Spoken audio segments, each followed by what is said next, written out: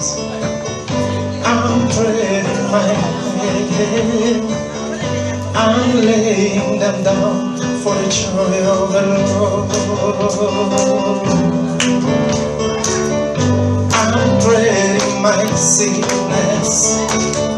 I'm trading my pain. I'm laying them down for the joy of the Lord. Come on, sing with me. Yes, Lord, yes, Lord, yes, yes, Lord. Yes, Lord, yes, Lord, yes, yes, Lord. Yes, Lord, yes, Lord, yes, yes, Lord. Amen. Come on, one more time. Yes, Lord, yes, Lord, yes, yes, Lord. Yes, Lord, yes, Lord, yes, yes, Lord. Yes, Lord, yes, Lord, yes, yes, Lord. Amen. I'm trading my sorrows. I'm trading my shame. I'm laying them down for the joy of the Lord. I'm trading my sickness.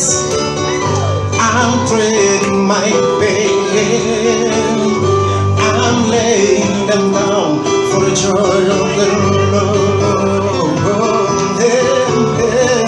Yes, Lord, yes, Lord, yes, yes, Lord. Yes, Lord, yes, Lord, yes, yes, Lord. Yes, Lord, yes, Lord, yes, yes, Lord. Amen. Come on, sing with me. Let's say, yes, Lord, yes, Lord, yes, yes, Lord. Yes, Lord, yes, Lord, yes, yes, Lord. Yes, Lord, yes, Lord, yes, yes, Lord. Amen. Na na na na na na na na na na na na na na na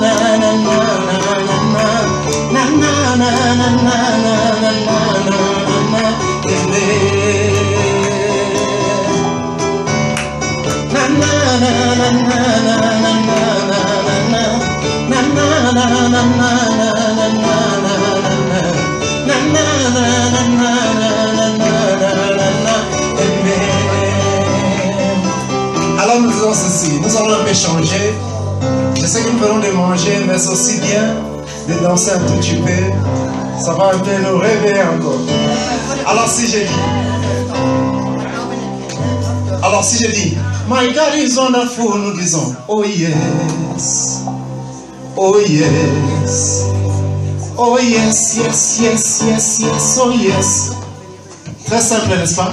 My God is wonderful, oh yes, He's wonderful, He's wonderful, oh yes, yes, yes, yes, yes. Jesus is so good, He's so good, He's so good. Okay, listen, you know, as African, we sing and dance at the same time. In Africa, we don't sing and sit like the way you're doing. So in Africa, we sing, stand up, and dance. So just ask you, please, can you stand on your feet and dance with me? So if I say, my God is wonderful, on fait ceci. Oh yes. Juste pour confirmer, nous commençons avec la main droite, nous allons avec la main gauche et nous bougeons. Ok, on va essayer puis voir s'il y a des gens qui respectent le temps ou le tempo. Celui qui ne respecte pas le tempo, on le met dehors. Alors, my God is wonderful. He's wonderful. He's wonderful. I told you, vous voyez, il y a des gens qui continuent encore. Est-ce qu'on peut encore essayer? My God is wonderful. He's wonderful. He's wonderful. Non, il y a encore des gens qui ratent. My God is wonderful. He's wonderful. He's wonderful. Jesus is so good. He's marvelous. He is powerful.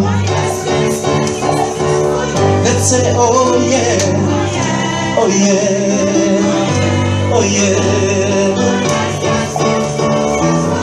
Mon Dieu est merveilleux. Mais là, nous ne chantons pas anglais, nous chantons déjà français, alors nous disons, oh oui, n'est-ce pas ça? Mon Dieu est merveilleux. Il est merveilleux. Il est merveilleux. Jésus est vraiment bon. Il est puissant. Il est merveilleux. Chantons, oh oui. Oh oui. Oh oui. Yes, Lord. Yes, Lord. Yes, yes, Lord. Yes, Lord. Yes, Lord. Yes, yes, Lord. Yes, Lord. Yes, Lord. Yes, yes, Lord. Amen. Merci beaucoup. C'est bon, mais les bonnes choses ne durent pas. Il faut arrêter par ici.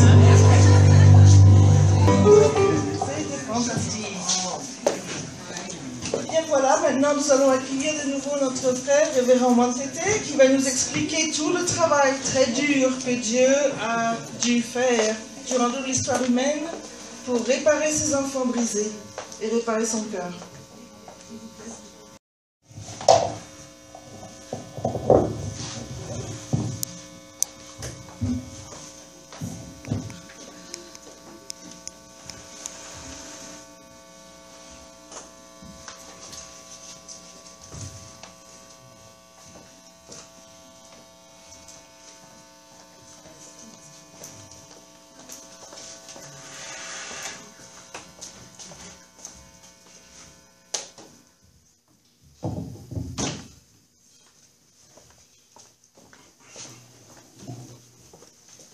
Une fois de plus, merci. Nous allons suivre la deuxième partie. La deuxième partie est intitulée « Comment Dieu a travaillé dur au cours de l'histoire, comment ramener ses enfants perdus vers son pâturage. » Comment Dieu a travaillé.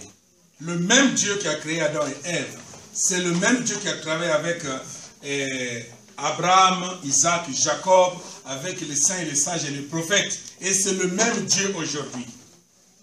Il n'a pas changé. C'est ce que la parole de Dieu dit. Dieu n'a pas changé. S'il n'a pas changé, ça veut dire que c'est le même Dieu. S'il a travaillé hier avec les saints et les sages, aujourd'hui il travaille avec toi et avec moi. Et hier, les gens d'hier n'avaient pas les Écritures comme nous les avons aujourd'hui.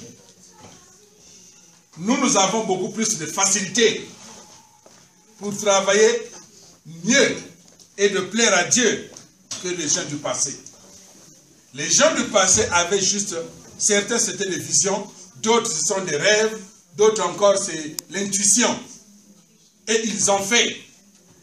Mais aujourd'hui, toi et moi, nous avons les Écritures. Tout est écrit. Donc, seulement lis et agis.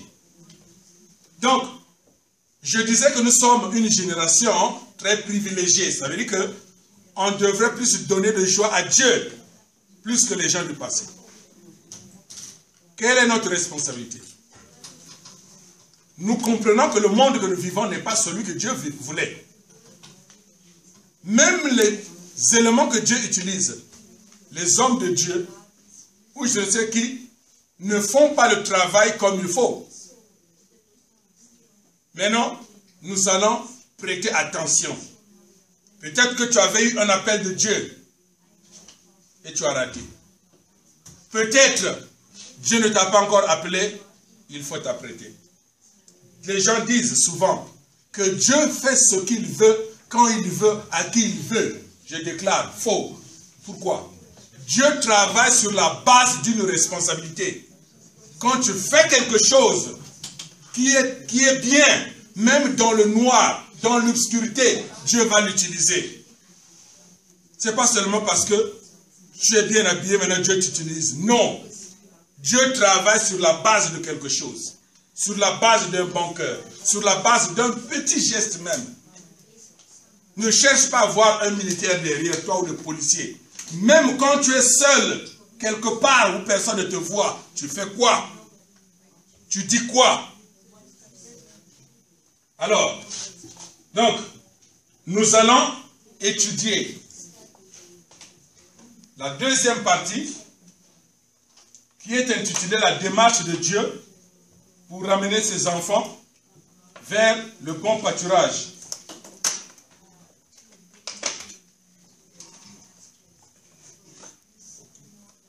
Je ne veux pas faire comme le discours africain. Un politicien, il est allé pour faire le discours. Alors, il est déjà devant l'audience avec les micros. Alors, il commence à dire tout pour le peuple. Il cherche le discours est resté à la maison. Alors, je ne veux pas faire ça. Alors, je disais que, quelles sont les démarches que Dieu a utilisées depuis le temps du péché d'Adam et Ève jusqu'à maintenant, toi et moi face à face.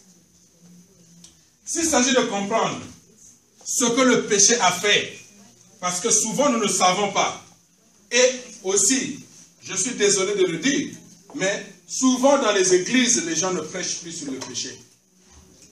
On prêche sur la bénédiction, on prêche sur la grâce de Dieu, on prêche sur le miracle ou bien je ne sais pas quoi.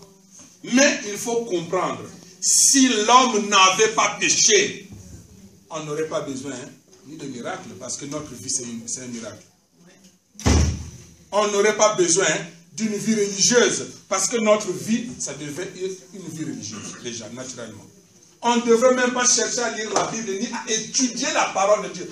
La parole de Dieu n'est pas à étudier, mais c'est à vivre. Si l'homme n'avait pas péché, on devrait vivre la parole de Dieu naturellement, aimer son prochain naturellement, aimer son frère naturellement, sans pourtant faire des calculs. Est-ce que je dois faire oui ou non? Or, maintenant la calculer. Faire le bien, ça demande beaucoup de démarches. Mais faire le mal, non. Vous qui nourrissez les enfants, les mamans, vous apprenez à l'enfant à faire le bien. Faire le bien. Alors que l'enfant, ce qu'il commence à faire, c'est déjà le mal. Personne ne l'a enseigné. Parce que le mal est dans le sang. Le mal est dans le sang. Parce que nous avons hérité d'Adam et Ève. Maintenant, s'il s'agit de parler de comment le péché a affecté la vie de l'homme et comment l'homme est tombé dans l'obscurité par rapport au péché, regardez. Dieu a créé Adam et Ève, comme je le disais tantôt. Le plan de Dieu, c'était que Adam et Ève puissent grandir, grandir, grandir et atteindre la perfection.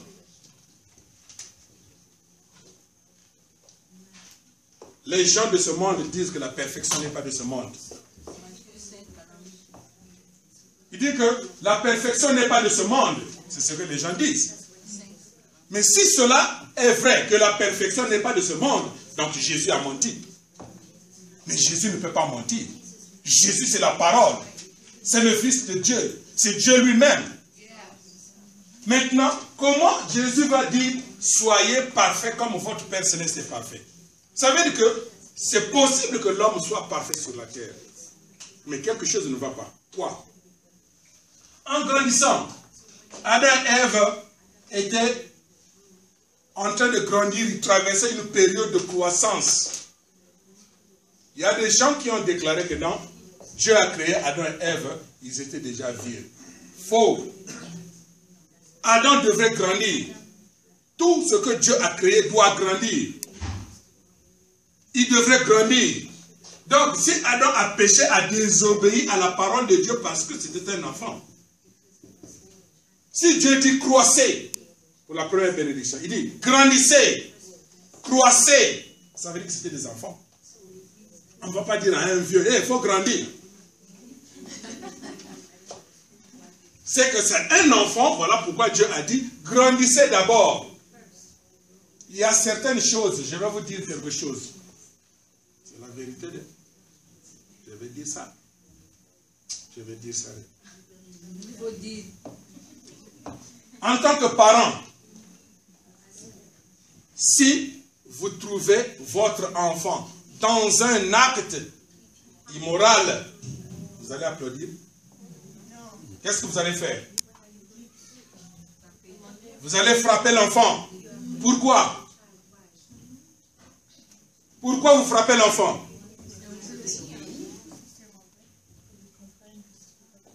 C'est pas bien. Voilà pourquoi vous corrigez l'enfant. Maintenant, l'enfant a grandi.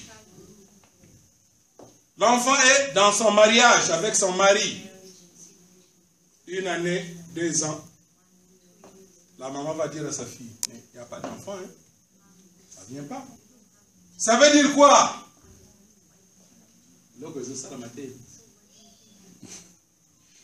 Ça veut dire que vous encouragez. Hein? Avant, vous avez frappé l'enfant. Mais cette fois-ci, c'est une grande femme. Dans son mariage, tu demandes, mais tu n'as pas d'enfant? Indirectement, ça veut dire quoi? Vous faites ou vous ne faites pas? Bon, vous voulez que je sois clair? Vous ne comprenez pas? Hein?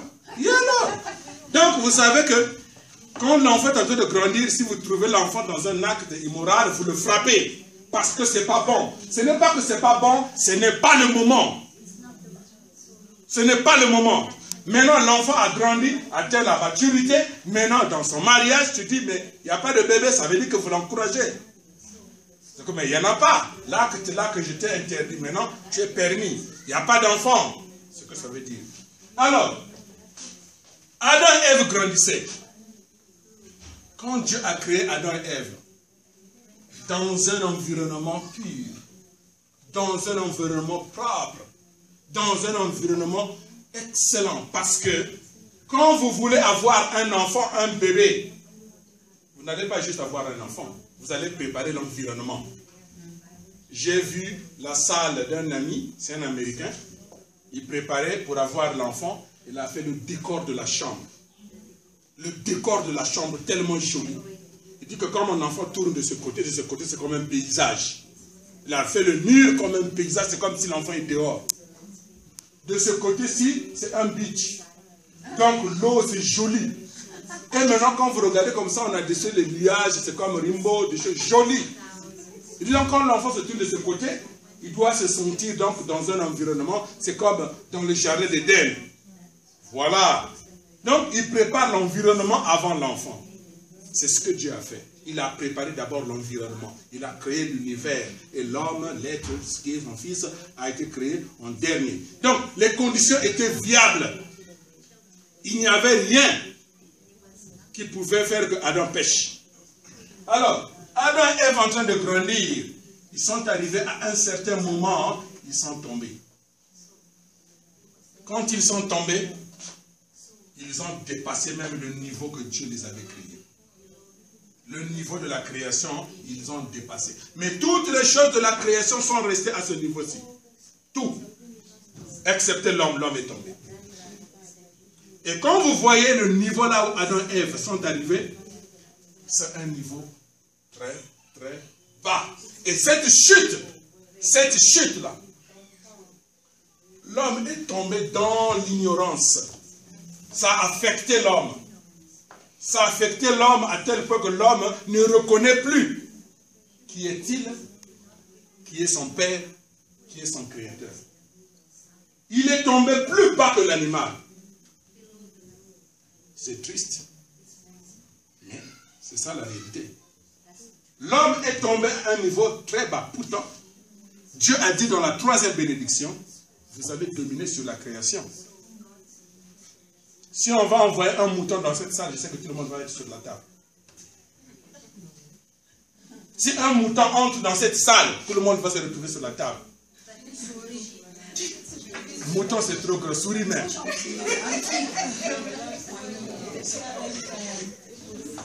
J'étais à l'école primaire. Les conditions de chez nous, bon, on n'avait pas de conditions viables. Donc, je ne sais pas le garçon là, où est-ce que son sac de l'école était. Nous sommes arrivés en classe. C'est le temps, le maître dit, prenez vos livres de lecture. Le frère a ouvert le sac et quelqu'un qui était dehors a dit que merci, c'est ma libération. La souris a sauté tout. Il y avait la souris dans le sac. Donc pendant que lui dormait, la souris est allée étudier dans le sac. Et la souris n'a pas eu le temps de sortir. Et il est allé à l'école. Donc pendant ce temps que le garçon portait le sac, la souris a dit, hey, free ride. Mais je ne sais pas là où je pars. Alors, arrivé en classe, il a ouvert le sac comme ça, la souris est sortie. Vous savez quoi? Il y a eu le scandale. Tout le monde est sauté sur la table et la souris seulement. Ça, c'était notre classe. Et le bruit est parti dans l'autre classe. Et après, c'est l'autre classe. Et après, c'est toute l'école. Tout le monde est sorti. Mais comme on avait des problèmes politiques au pays, et voilà, tout le monde commence à courir. Mais il y a des armes. On a même été formé. C'était la souris. L'homme qui devrait être le Seigneur de la création, il a peur de la souris. Et ça a créé un dégât énorme. Donc c'est pour dire à quel niveau l'homme est tombé très bas. Alors, c'est ici que Dieu a commencé à faire la démarche, comment ramener l'homme à son état originel, son péché, pour qu'il atteigne la perfection. Ici, je vais classer pour, on appelle ça ligne de temps. Ça, c'est le temps. Et ici, c'est une ligne de croissance. Parce que, quand l'homme est tombé, tellement qu'il est tombé à un niveau très bas, qu'il est devenu ignorant. Son ignorance a eu des effets. Je vais écrire ça ici. Ignorance. Alors, Dieu d'amour, comme on a dit que voilà, Dieu a créé et après il s'est reposé. Si vous allez voir ce schéma et vous allez lire bien la Bible, vous allez voir, est-ce que réellement Dieu s'était reposé? Parce que juste après la création, en attendant que les enfants grandissent, ils sont tombés. Donc Dieu a commencé une démarche. Donc ici, l'ignorance est tombée dans les hommes. Et l'homme ne connaît plus qui est-il. Alors Dieu fait quoi? Il est obligé de trouver des moyens, parce que c'est un Dieu d'amour. On appelle ça les principes de la création. Vous savez, si dans les principes de la création, pendant que Dieu créait, il avait besoin du temps. Et maintenant, vous pensez que pour la restauration, pour le salut, ça va être juste automatique comme ça, au nom de Jésus, on est sauvé, tu es sauvé. C'est une démarche. Si dans la création, il a pris du temps. Mais pour réparer, la réparation est plus difficile que la création. Donc pour réparer, il faut du temps aussi. Donc Dieu doit réfléchir, de trouver des moyens qu'il faut. Comment ramener l'homme à l'état qu'il était avant? Comment? Oh, l'homme est tombé dans l'ignorance. Premièrement, ignorance intérieure. L'ignorance intérieure, c'est-à-dire l'état spirituel de l'homme est devenu très bas. Et ensuite, il y a ignorance extérieure. Ignorance extérieure, c'est quoi? C'est-à-dire le niveau intellectuel de l'homme est parti plus bas aussi. Donc, intérieurement, l'homme est bas. Extérieurement, il est bas. Alors, Dieu, qu'est-ce qu'il fait? Il est obligé de trouver des moyens. C'est un Dieu d'amour, c'est notre Père. Mais il trouve des formules. Parfois, il souffre, mais il doit trouver des solutions pour ses enfants. Alors, l'intervention, c'est quoi? Pour ramener l'état spirituel de l'homme au niveau ça où ça a été, Dieu est obligé d'utiliser la religion.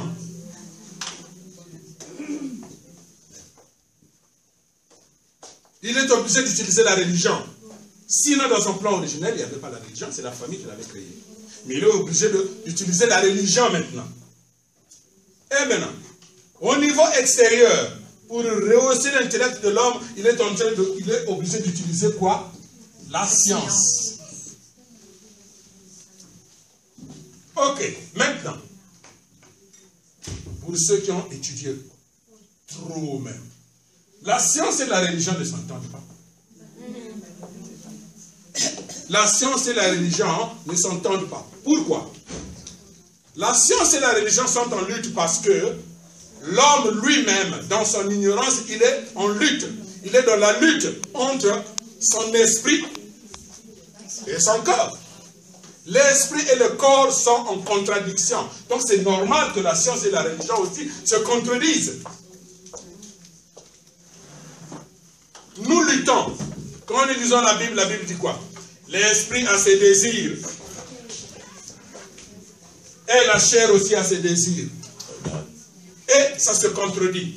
Nous sommes en lutte. Pourquoi? À cause de l'ignorance que l'homme a connue après l'accident, comme je disais auparavant. Après cet accident d'Adam et Ève, l'homme est tombé dans l'ignorance. Mais non, il faut que l'homme, l'esprit et le corps s'unissent pour que la science et la religion aussi s'unissent. Les deux moyens, c'est ce que Dieu a trouvé pour ramener l'homme à son état originel. Il a utilisé les deux moyens. Il y a un savant allemand, il s'appelle Albert Einstein. Il a dit quoi? Albert a dit, la science sans la religion, elle est aveugle. Et la religion, non, c'est l'inverse. La science sans la religion, elle boite. Et la religion sans la science, elle est aveugle.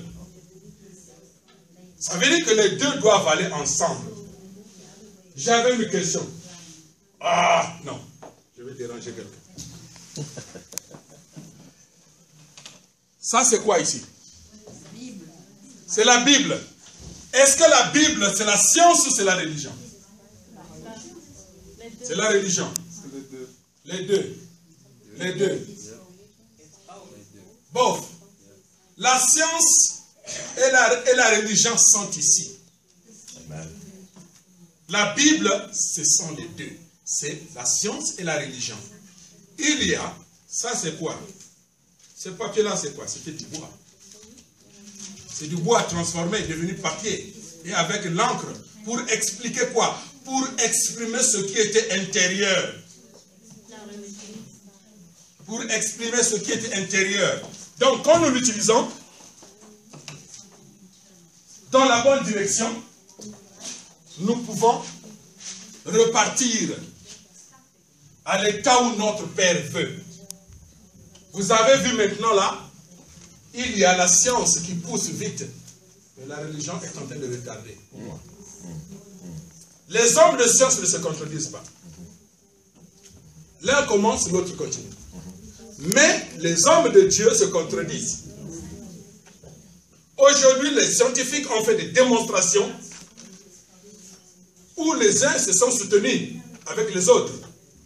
Mais les hommes de Dieu, les religieux, ils se repoussent.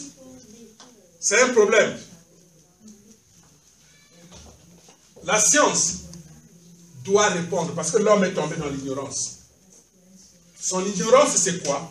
Il ne sait pas qui est Dieu et d'où vient le monde et où part le monde. Or, la religion et la science doivent répondre aux deux questions. La première des questions, comment le monde a été créé? Ce n'est pas la religion qui va répondre, c'est la science qui va répondre. Et maintenant, pourquoi le monde a été créé? Ça, la religion va répondre. Donc, il y a deux questions. La science va nous prouver comment le monde a été créé. Et la religion va nous dire pourquoi le monde a été créé. Or, maintenant, nous sommes dans l'ignorance. Nous ne savons pas d'où nous venons et où nous partons.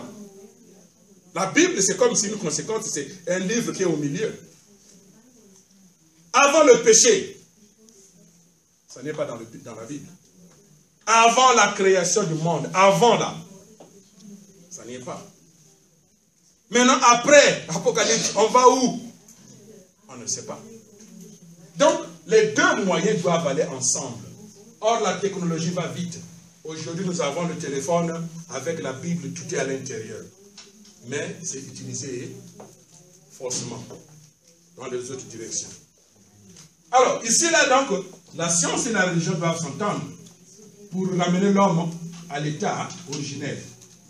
état originel sans péché. Alors, regardons ici comment Dieu a travaillé dans l'histoire et comment il va ramener l'homme à son état originel et sans péché. D'abord, je disais que quand l'homme a péché et tombé, il a dépassé le niveau de la création. Il est tombé plus bas. Écoutez. Quand la Bible dit dans Genèse 5, 6 que le cœur de Dieu était affligé parce que l'homme a amené la violence sur la terre. On a dit le cœur de Dieu était affligé. Apaisons les mots. Écoutez bien les mots. Ce ne sont pas des mots légers. On a dit que le cœur de Dieu était affligé. Et Dieu se répond, dit que je regrette d'avoir créé l'homme. Je vais l'effacer. C'est pour dire que vous savez combien de temps ça a pris à Dieu de créer l'univers? Et maintenant il va détruire ça parce que l'homme est venu faire la pagaille. Son cœur est blessé. Son cœur est douloureux. Alors, ici quand la Bible dit, au temps de Noé, les gens faisaient leurs affaires.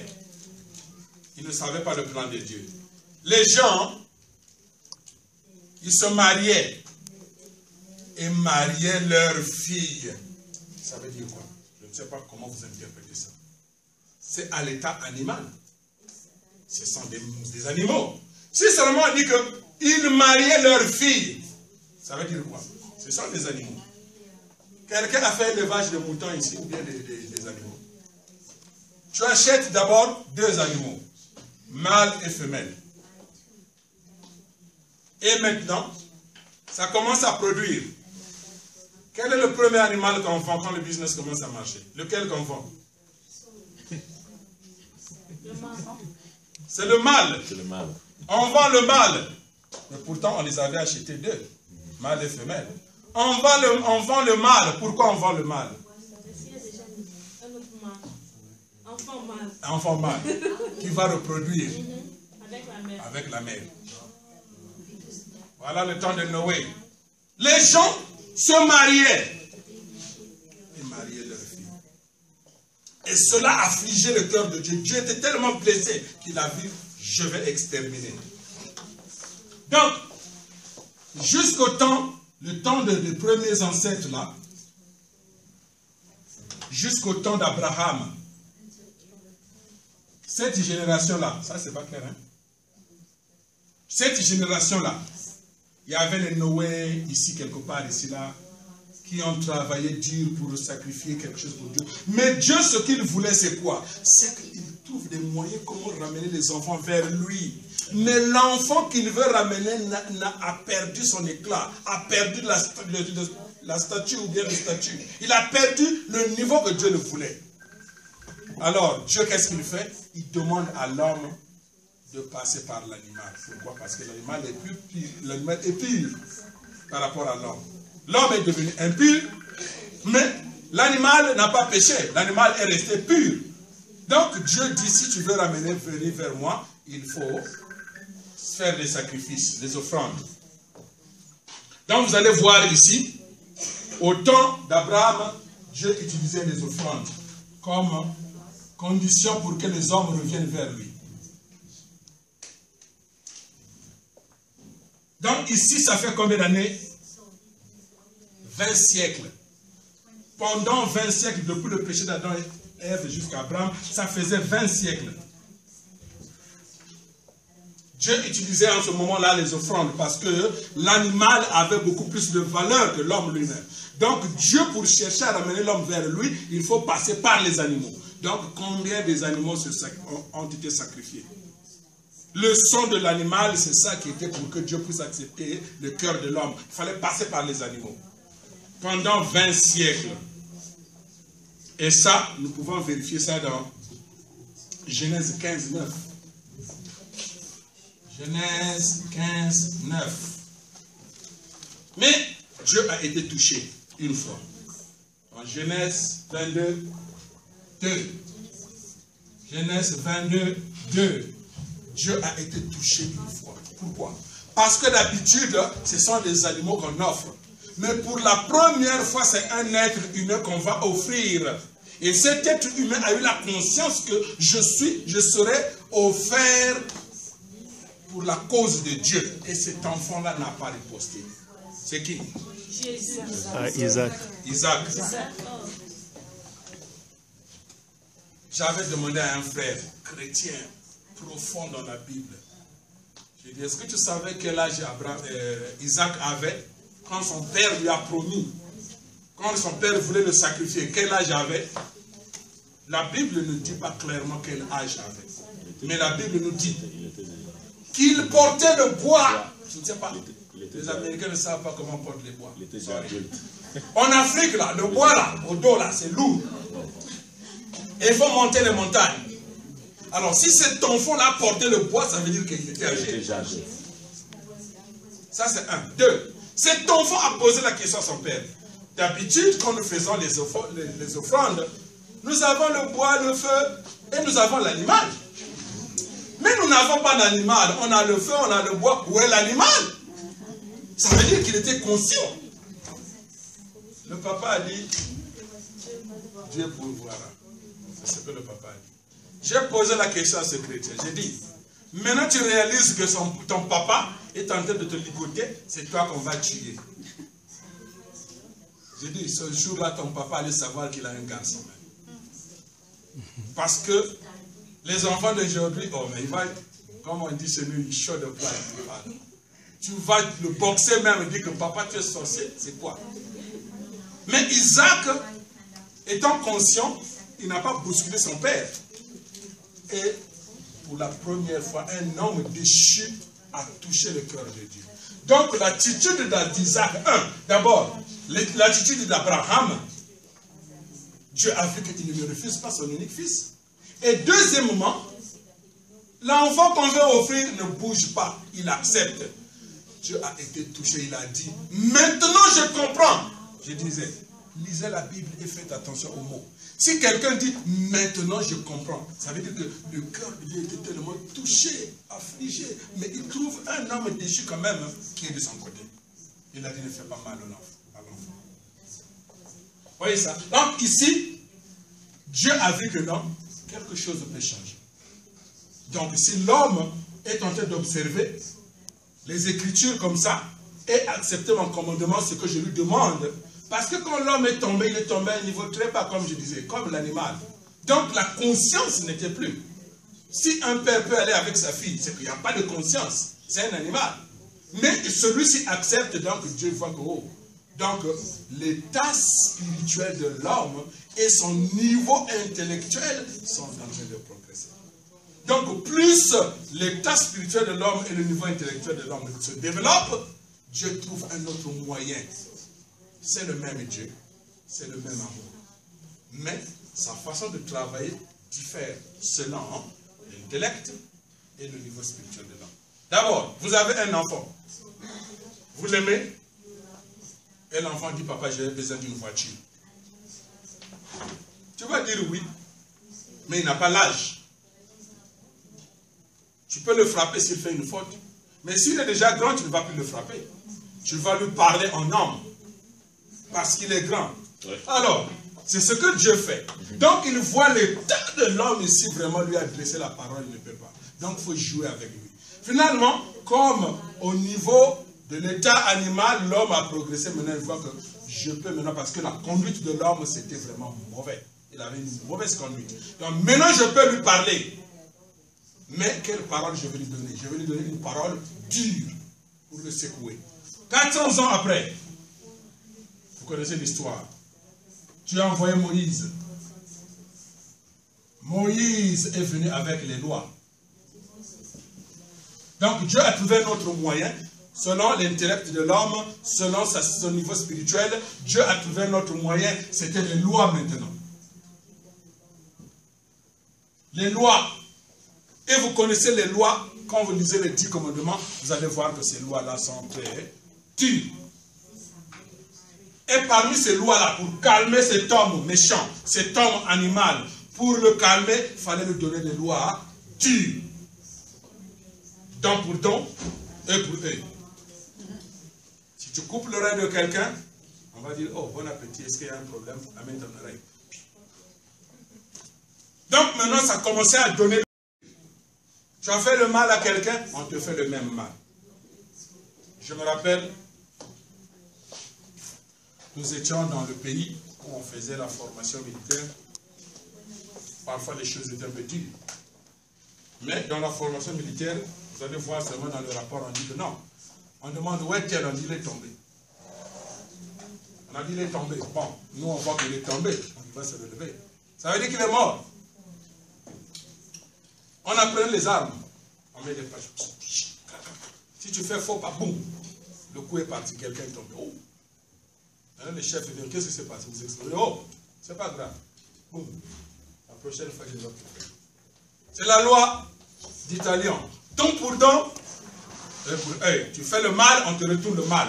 Donc, Dieu a trouvé ce moyen-là pour éduquer l'homme, pour le ramener à l'état originel sans péché, à l'état qu'il voulait. Et maintenant, les gens commençaient à observer les lois mosaïques. Et pour la première fois, ils avaient la parole.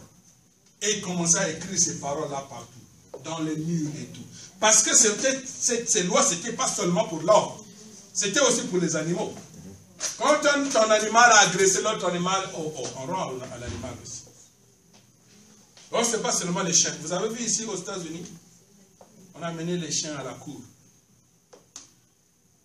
Oh non, mon chien marchait, maintenant son chien est venu. Ah, non, mon chien est traumatisé, mon chien ne parle plus bien. On part à la cour. Vous voyez que parfois nous vivons certaines situations à l'état primitif. Alors que le niveau où nous sommes, la période que nous vivons, c'est un temps privilégié où l'intellect de l'homme et son état spirituel sont développés plus. Mais nous sommes encore dans cette ignorance-là. Beaucoup de fois, nous sommes encore dans l'ignorance. Alors que ce temps-ci, on pouvait être beaucoup plus avancé que ça. Maintenant, après Moïse, l'homme a commencé à observer la loi. L'homme a commencé à observer la loi. Le cœur de Dieu est touché. Il voit que mon enfant commence à revenir vers moi. Maintenant, je vais descendre pour le visiter. Moi-même, je vais lui parler. 16 siècles après, Dieu a envoyé son Fils, lui-même sur la terre. Il est venu avec la parole. Cette parole que Adam avait perdue dans le jardin d'Éden. Et le Seigneur vient avec cette parole. Ici, pour les lois mosaïques,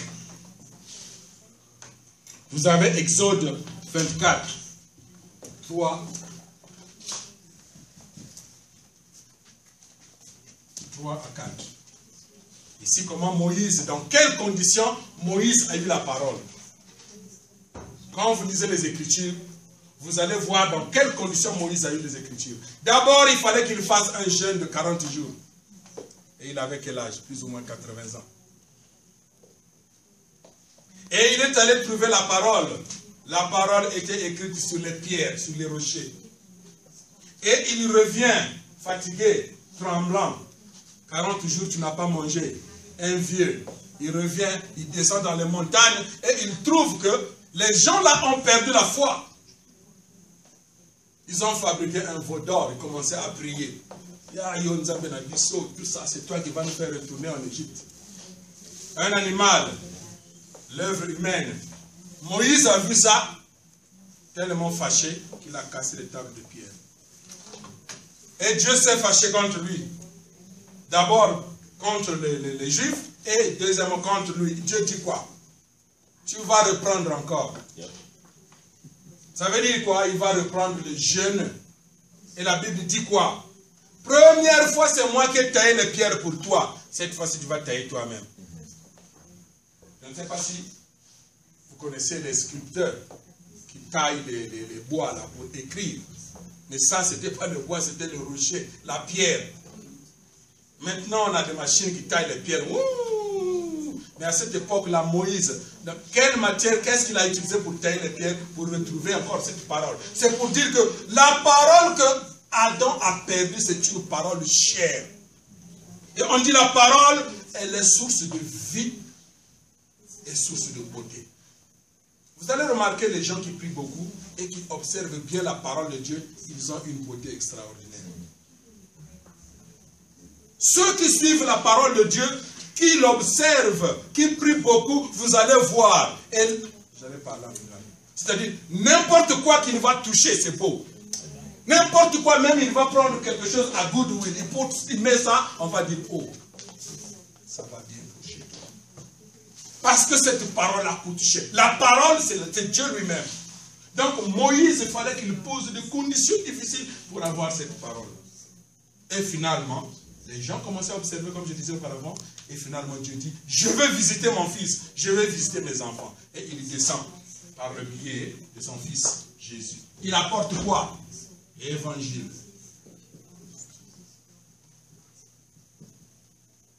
Il apporte l'évangile.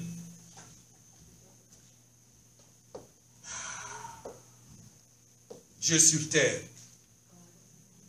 Jésus est sur la terre. I have a joke.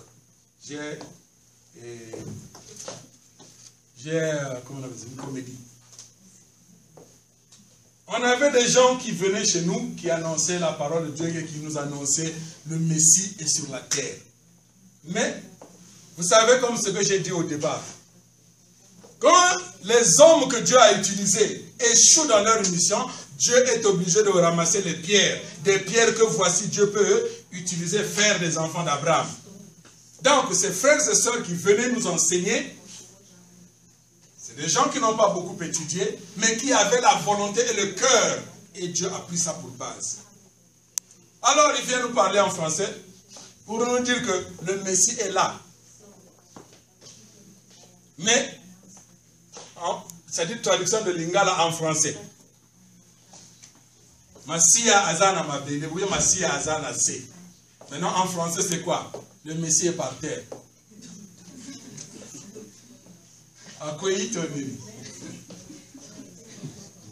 Donc, le Messie est par terre. Donc, ici, là, le Seigneur tant attendu, le peuple juif qui attendait le Messie, qui attendait cet homme, que Dieu a éduqué, que Dieu a pris soin. Vous allez voir, d'Abraham jusqu'à Jésus, ça fait 2000 ans. D'Abraham, d'Adam et Ève jusqu'à Jésus, ça fait 4000 ans. Donc, ça veut dire que 4000 ans d'éducation. Dieu a éduqué ce peuple, le peuple juif, tant préparé par Dieu. Dieu a fait des prodiges, Dieu a fait des miracles pour prouver à ce peuple que je suis au milieu de vous. Et il leur a montré combien qu'il était derrière eux. Ils se sont battus avec beaucoup de nations et ils ont gagné. Alors que, comment vous imaginez les gens qui sont dans leur pays? Ils ont une armée solide. Et mais vous qui êtes dans la jungle, c'est-à-dire dans la brousse, dans le désert, imaginez-vous quelle formation que les Juifs avaient dans le désert. Ils n'ont pas de maison, ils n'ont pas la bonne nourriture, mais ils font face à des nations qui sont établies et ils gagnent. Ça veut dire que la main de Dieu était derrière eux. Maintenant, ces gens tant attendus, tant éduqués, préparés par Dieu, le Messie vient sur la terre, il les visite. Qu'est-ce qui se passe?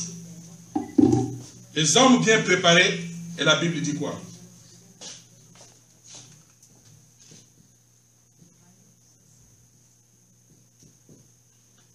Il est venu chez les siens, et les siens ne l'ont pas reconnu.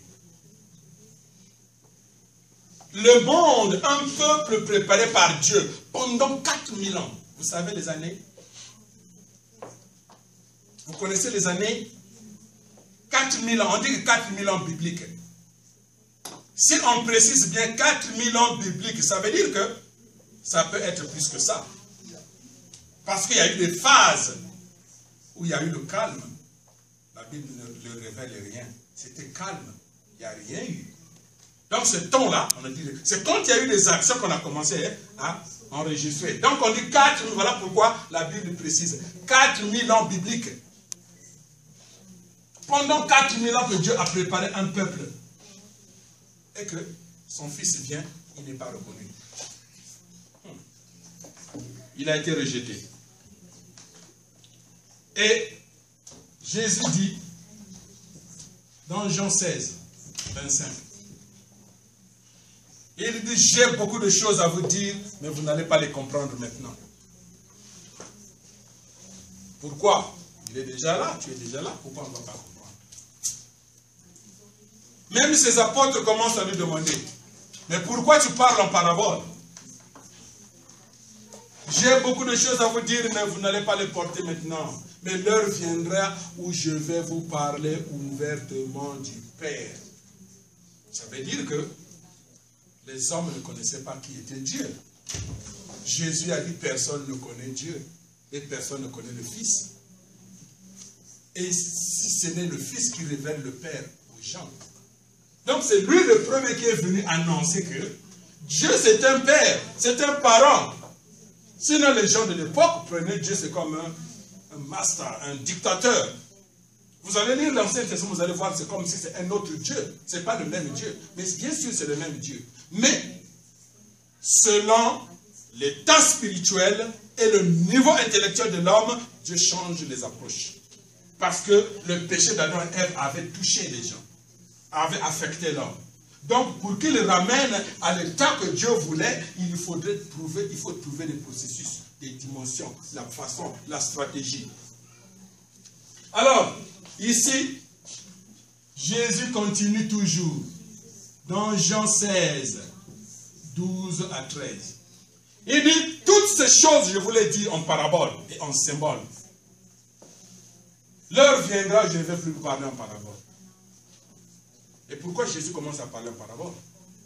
L'homme tant attendu, l'espoir de ce peuple, l'espoir de l'humanité, il est déjà là. Mais il commence à parler en parabole. On lui pose la question, il dit, on ne peut pas donner la nourriture des enfants aux pourceaux. La parole que Jésus a amenée, lui-même en tant que parole, il a amené la parole. Mais il a trouvé que les gens là n'étaient pas préparés. Ils ne l'ont pas reconnu. Puisqu'ils ne l'ont pas reconnu, il ne peut pas gaspiller cette parole qu'il a apportée. Il parle en parabole. Et l'heure viendra où il ne va plus parler en parabole. Donc la nourriture des enfants ne doit pas être gaspillée. On ne peut pas donner la nourriture des enfants. La nourriture, c'est cette parole-là. La parole de Dieu, c'est source de vie et de beauté. Et cette parole-là qu'il a menée, maintenant dit qu'il ne peut pas donner ça aux pourceaux. Vous savez ce qu'on appelle le pourceau? Petit cochon. Petit cochon? C'est le petit cochon. Mais ça, c'est le respect. Dans notre langue, c'est vilain. On appelle ça ngoulou. C'est-à-dire, vous voyez l'état du cochon. Le cochon, tu lui donnes la nourriture, il va fourrer le sol.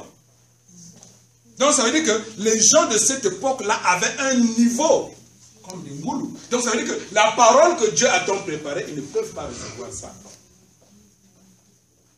Comme je disais auparavant, l'histoire de la Genèse jusqu'à l'Apocalypse, c'est une seule histoire. C'est quoi l'histoire? Dieu a perdu ses enfants et il veut les retrouver. Tout, c'est tout. Et comme je disais auparavant aussi, que quand la voiture est gâtée, pour réparer cette voiture, il y a certaines pièces qu'on ne retrouve plus. Donc il faut adapter certaines pièces. Et maintenant, dans cette démarche-là, il y a des adaptations. Dieu n'a pas eu le choix de travailler avec les gens qui étaient des prostituées, des malades, des bandits et tout. Vous allez voir la Bible, lisez. Il n'a pas le choix. Mais il a trouvé que sur la base de ce bandit, il y a quelque chose de bien. On peut l'utiliser. Et on fait. Vous allez voir, on a dit qu'il n'y a jamais eu de roi et il n'y en aura plus. Comme Salomon. Mais il a eu 1000 femmes. 300 femmes mariées et 700 concubines. Mais Dieu n'avait pas le choix que de travailler avec des gens comme ça. Alors, il y a combien de jours dans l'année? 365 jours. Maintenant, s'il s'agit d'aller chaque nuit à une femme, Il lui faut 3 ans pour repartir à la première femme. 3 ans pour repartir à la première femme. Mais Dieu n'avait pas le choix. C'est comme on dit, la pièce qu'on cherche pour ta voiture, il n'y en a pas. On va adapter. Peut-être au début, ta voiture va fumer. Mais après, ça va marcher. On voit beaucoup de voitures ici, là. Va fumer. Beaucoup de bruit même. Mais vous savez, j'aime l'attitude américaine. Même quand quelque chose est mauvaise, on dit c'est bon. Vous savez, les voitures là qui font du bruit là. Maintenant, les Américains, ils ont adapté encore leur système pour faire plus de bruit encore. Vous savez comment on appelle ça? Attitude. Quand tu viens quelque part, tout le monde doit regarder qui est venu. Alors que c'était une voiture malade. Maintenant, ils ont mis la maladie là. Alors, ici, Jésus est obligé de parler en parabole parce que la parole qu'il a apportée, les gens n'étaient pas qualifiés pour recevoir. Il a été rejeté. Lisez la Bible, ne choisissez pas, lisez toute la Bible, ne choisissez pas les parties. Vous allez voir les discussions, comment Jésus a été rejeté, comment Jésus a eu des difficultés, comment Jésus n'a pas pu convaincre ce peuple-là. On le rejette. Il est obligé de fuir, de se cacher. Et le Fils de Dieu, réfléchissons, l'homme tant attendu, Dieu descend sur la terre et cet enfant va naître dans une étable par respect. Dans la maison des pourceaux, des ngoulous, des animaux, l'enfant de Dieu va naître là. Dieu lui-même va naître là. Les hommes disent, non, vous savez, Dieu est humble. Humble par rapport à quoi? Les conditions, si toi qui es pécheur, si toi qui es malade, si tu poses les conditions pour que ton fils naisse dans des conditions viables, à l'hôpital, des docteurs, beaucoup d'argent. Mais l'enfant de Dieu, vous savez, derrière ça, vous ne savez pas que Satan a travaillé. Parce que Satan savait que si cet homme-là vient sur la terre, son gouvernement tombe. La Bible dit que c'est le Dieu de ce monde. C'est le règne de ce monde, c'est le Dieu de ce monde, c'est le prince de ce monde, ça veut dire qu'il est puissant. Alors, pour le faire tomber, il faut que quelqu'un qui vienne avec la parole. Il faut une parole. La parole que Adam a perdue, il faut que cet homme-là vienne dans la position d'Adam avec cette parole. C'est ce que la Bible dit. Adam a perdu la parole, mais Jésus vient en tant qu'Adam. C'est le second Adam. Il vient avec la parole, il est la parole. Donc il n'y a que lui qui pouvait faire tomber Satan. Alors Satan, connaissant ce plan-là, il a cherché maintenant à tuer l'enfant, à le coincer depuis le bas âge. Il a commencé à le coincer. Il a commencé à le coincer. Ce n'est pas possible qu'on n'a pas trouvé l'autel pour que Jésus puisse naître. Il est né dans une étable, dans des conditions vraiment, en tout cas, pas jolies. On dit que oh, voilà, non, c'était la volonté de Dieu. Attention, quelle est la volonté de Dieu? J'avais expliqué ça dans la première partie.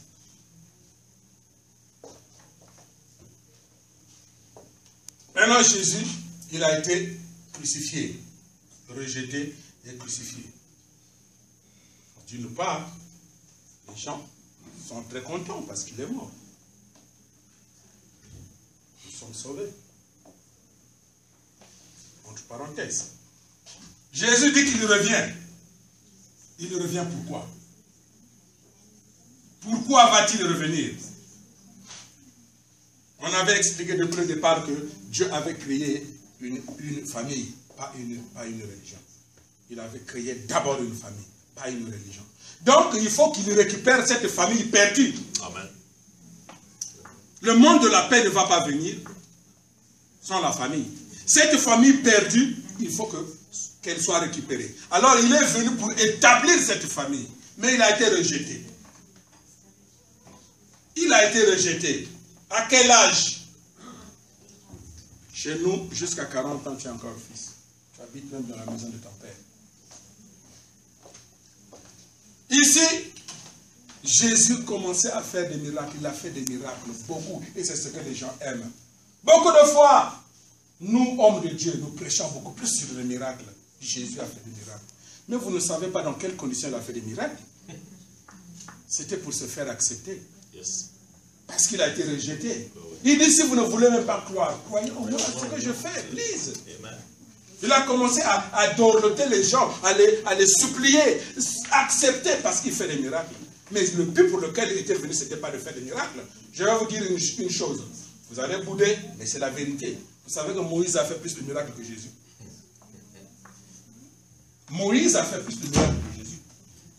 Moïse, 80 ans du travail avec Dieu. Miracle sur miracle. Jésus, 3 ans.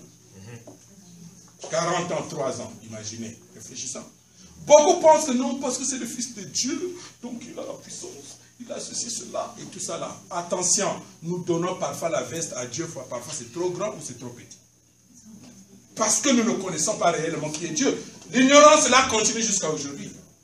Lisons bien les Écritures. Il est venu chez les siens, et les siens l'ont rejeté. Maintenant, nous, on se contente seulement, il a multiplié les pains, il a guéri les malades et tout. Il a guéri des malades. Et maintenant, ces malades-là, un a été conscient, il a dit, Seigneur, je vais te suivre. Il a dit, repars chez ton père, va dans la maison de ton père. Pourquoi? Parce que chez ton père, tu vas manger. Moi, je n'ai rien. Il a dit, les oiseaux du ciel ont des nids. Les renards ont des tanières. Mais le Fils de l'homme n'a même pas où mettre sa tête. Même les bandits, ils ont des comment on les appelle? Des appartements. Même si c'est studio, on appelle chez nous entrecouché. C'est-à-dire, tu ouvres la porte, c'est le lit. Entrecouché. Il y en a. Ça, ce sont les bandits. Mais le Fils de l'homme n'a pas où mettre. C'est ce que la Bible dit. C'est la Bible. Pourquoi choisir des choses et chercher à embellir? C'est la Bible. Jésus dit, le Fils de l'homme n'a pas où mettre sa tête. Ça veut dire qu'il était homeless. Il n'avait pas de maison. Il dit, si les oiseaux du ciel ont des nids, les renards ont des tanières, mais le Fils de l'homme n'a pas où mettre sa tête. Il dit à cet homme ça, va chez ton père et vas-y. Tu vas dormir là-bas, il a une place. Moi, je n'en ai pas. Où est-ce que je vais t'amener? Et les gens trouvent que c'est un miracle. Jésus, oh, Jésus dort dans la pirogue parce qu'il n'avait pas de place. Il dort dans la pirogue. Les gens voient que c'est le Fils de Dieu. Tout ce qui était mauvais, on voit que, ah voilà, ça c'est bon. C'est le miracle, c'est le Fils de Dieu. Écoutons. Notre intellect, Dieu a donné le cerveau à l'homme. Et Dieu n'a pas donné sa créativité à un animal ni aux anges. Il a donné sa créativité à l'homme. Parce qu'il lui a donné un cerveau. Donc, si Dieu nous a donné un cerveau et la créativité, ça veut dire qu'on doit l'utiliser. Lisons les Écritures et réfléchissons. Dieu n'a pas créé des robots. Nous ne sommes pas des robots, nous sommes les enfants de Dieu. Ça veut dire qu'à un moment donné, tu peux dire à ton père, papa, tu travailles dur. Je connais ta situation.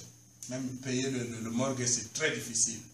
Tu peux te reposer, je vais m'en occuper. Quel est ce père qui ne sera pas content?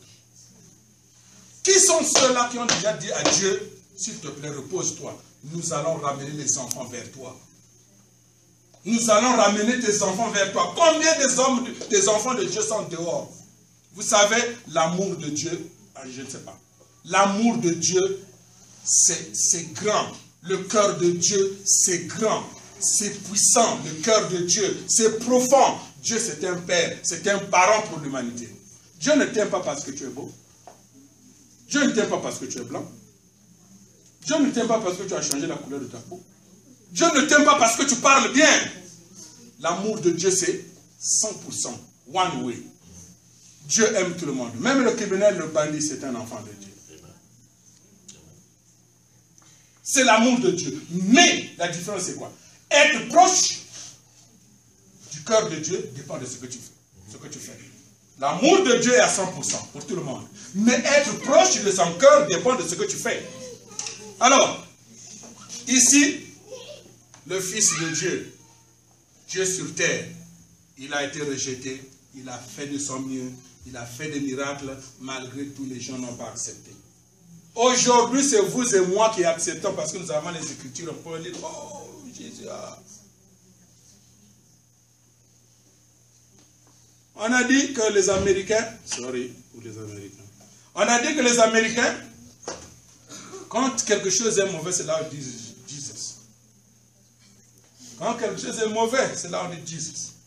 Même le bandit. Quand tu conduis la quelqu'un, oh Jesus. Tu fais que, oh Jesus. Donc ça veut dire que on commence à utiliser le nom de Jésus vaguement. N'importe quoi, Jesus. Mais il y a parmi les Jesus, là, il y a des gens qui sont conscients. Ils ont dit que, le nom là, respectant quand même ce nom-là. Finalement, ils ont changé ça. Maintenant, ça c'est au milieu. Oh, cheese. On ne sait pas si c'est cheese ou c'est cheese. Ici, le Fils de l'homme est rejeté, il est crucifié et il est ressuscité le 3e jour. Mais il fait une promesse. Il dit qu'il va revenir. Pourquoi va-t-il revenir? Comme je le disais auparavant, il revient pour ramener la famille perdue et ramener l'idéal de Dieu à place. Et c'est lui qui a cette mission. Mais puisqu'il va revenir, il a parlé en parabole et en symbole. Puisque c'était en parabole, il dit que je vais revenir, je ne vais plus vous parler en parabole, mais je vais vous parler dans toute la vérité, clairement. C'est ce qui est annoncé ici. Apocalypse 10, 11. Apocalypse 10, 11 annonce les choses dans les derniers jours. Je disais ceci. Toutes les générations ont pensé qu'elles vivaient les derniers jours. Ici, le temps des gens d'ici pensaient que c'était les derniers jours. Les gens d'ici pensaient que c'était les derniers jours. Mais ici, c'était les derniers jours. Mais ça a été reporté. Donc, le temps que nous vivons, nous vivons réellement les derniers jours. Parce que, regardez les dates ou les années. Depuis le temps du Seigneur Jésus jusqu'à aujourd'hui, ça nous fait 2000 ans. 20 siècles. Mais il y a un cadeau. 2016. Qu'est-ce que c'est? 2016, il y a un cadeau. Voyez ça. Donc, le temps que nous vivons, c'est un temps privilégié. Ça veut dire que nous vivons réellement les derniers jours. Qu'est-ce que ça veut dire? Dans les derniers jours, on a dit que le Seigneur va apporter une myriade. Ça veut dire qu'il y aura cette parole. Les vieillards vont avoir les songes. Les jeunes gens vont prophétiser. Ça veut dire qu'il y a une nouvelle parole qui viendra. C'est ça qu'on a dit. Il faut que tu prophétises de nouveau. Pourquoi de nouveau? Mais parce que Paul a dit quelque part que nous connaissons en partie. Nous prophétisons en partie. Pourquoi en partie? C'est parce que celui qui était venu pour nous parler ouvertement, il a parlé en parabole. Voilà pourquoi nous ne connaissons qu'en partie. Alors, cette parole va venir. Quand? Maintenant. Et maintenant, il y a un danger. Le temps que nous vivons, c'est la même chose que le temps de Noé. Le temps de Noé. Noé est en train de bâtir l'arche. Les gens sont dans les îles. Après surprise. Oh, c'est comment? C'est trop tard. Le temps de Jésus, c'était la même chose. Quand Jésus est venu sur la terre, il est né. A-t-il commencé à prêcher? Il y a eu une période de silence que la Bible ne mentionne même pas. Il y a eu silence. La Bible parle de cet enfant-là, de la naissance jusqu'à 12 ans. Après 12 ans, c'est le silence. Brusquement, ça fait 30 ans. Il a 30 ans. Il vient. Donc, il y a combien d'années de silence? 18 ans. Fouillez la Bible, il n'y en a pas. 18 ans, le gars était en formation. C'est comme quand on prend l'or. L'or a de la valeur. Mais quand l'or est brut, on doit frapper ça d'abord. Passer par la formation. Donc, c'est la période là. Et après, il va apparaître. Il est apparu. Et les gens qui étaient préparés par Dieu, les gens là ne l'ont pas reçu. Alors qu'il était déjà là. Alors il a une parole, qu'est-ce qu'il fait? Il la garde pour une prochaine fois. Prolongation. Alors, ici là, cette parole-là viendra. À qui? À cette époque. Jésus s'inquiète, il pose la question. Il dit, d'abord il dit, Luc 5, 38, dit quoi? Il faut mettre le vin nouveau dans les outres neuves. Vous savez, ici, je vais toucher les Français. Vous savez, les Français, c'est eux qui ont le vrai test du vin. Donc, chaque fois qu'il y a quelque chose, les Français testent le vin. Oh, ça c'est nouveau ou c'est vieux. Ici, ça veut dire quoi? Le vin nouveau, il faut le mettre dans les outres neuves. Beaucoup de gens préfèrent ce qui est vieux. Beaucoup de gens n'aiment pas le changement. Ils préfèrent ce qui est vieux. Or, Jésus dit, si vous voulez recevoir la nouvelle parole, il faut être humble. Il faut faire, c'est comme si tu n'as jamais connu quelque chose. C'est parce qu'il sait les contradictions qu'il a connues avec les Juifs. Jésus parle, on lui pose la question, tu penses que tu es plus grand que Moïse? Tu penses que tu es plus grand que Jacob qui a creusé ce trou? On est en train de le contredire. Et il a vu que à son retour, il va connaître la même difficulté d'être contredit. Parce que... Pardon. Moïse dit, dent pour dent, œil pour œil. Et Jésus dit quoi? On te gifle la joue gauche, présente la joue droite. Quelque chose ne va pas. On a dit comment? Tu es plus grand que Moïse, tu es venu pour modifier la loi de Moïse. Jésus dit non, je ne modifie pas, mais je suis venu les accomplir. Donc la parole semble contradictoire. Et ce qui fait qu'il a vu ça, qu'à son retour aussi ça sera pareil. Il risque d'avoir le danger d'être contredit. Alors, il dit il faut mettre les outres neuves, le vin nouveau dans les outres neuves. Ça veut dire qu'il faut être humble, se purifier et accepter la nouvelle parole. Mais puisque ça ne sera pas facile, Jésus pose une autre question. Luc 18:8. Jésus pose la question. Quand le Fils de l'homme sera là, trouvera-t-il la foi sur la terre? Quand le Fils de l'homme sera là, trouvera-t-il la foi sur la terre? Mais c'est quoi la foi? Quelqu'un va empêcher quelqu'un d'aller à l'église? Quelqu'un va empêcher quelqu'un de ne pas croire? Quand il était venu pour la première fois, il a été rejeté, c'est parce que ces gens-là n'avaient pas foi. La foi à laquelle il est fait allusion ici, c'est la foi de voir que celui-ci, c'est lui. Il a posé la question à ses disciples. D'après vous, qui suis-je? D'après vous, qui suis-je? Oh non, tu es l'un des prophètes. Oh, tu es Élie. Oh, tu es ceci. Pas de bonne réponse. Sauf Pierre qui a dit, tu es le Fils de Dieu. Jésus dit quoi? Cela ne vient même pas de toi. C'est l'Esprit de mon Père qui te l'a révélé. Sinon, vous-même, vous devez pourrir. Il n'y a rien. Il n'y a rien parce que les réponses viennent de gauche. Donc, il dit, mais garde ça pour toi. Il ne faut pas encore révéler ça. Pourquoi? Parce que les grands, les sacrificateurs, les lévitiques, tous ces gens puissants de l'époque du temps du judaïsme avaient rejeté Jésus.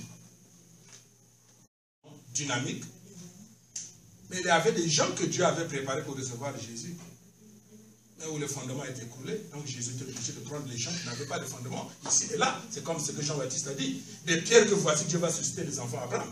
Donc les gens préparés, ils ont échoué, ils ont perdu parce qu'ils étaient tellement fiers d'être les enfants d'Abraham. Et ils ont perdu la cible. L'homme tombe attendu comme ça.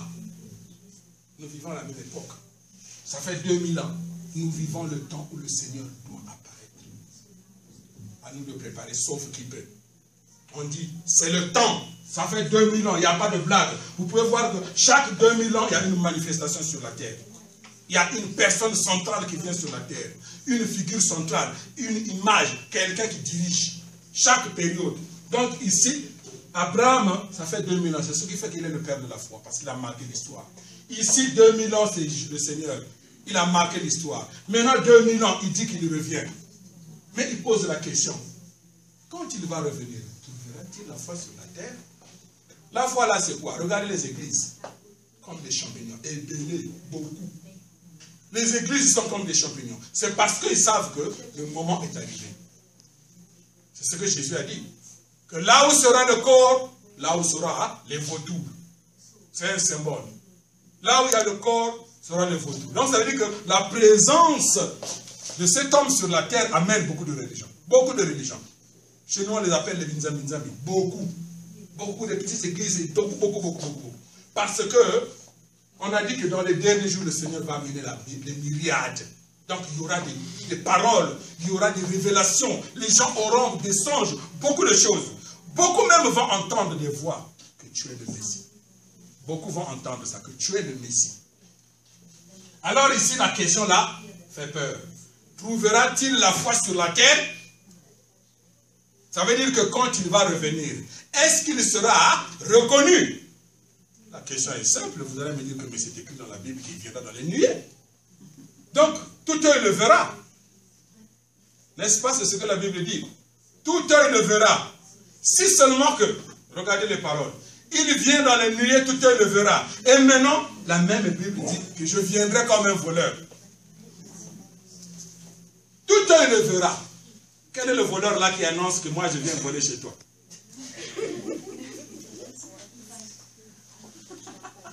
Si ça c'est le cas, si c'est le cas, que tout œil le verra, donc il n'y a pas de question à se poser.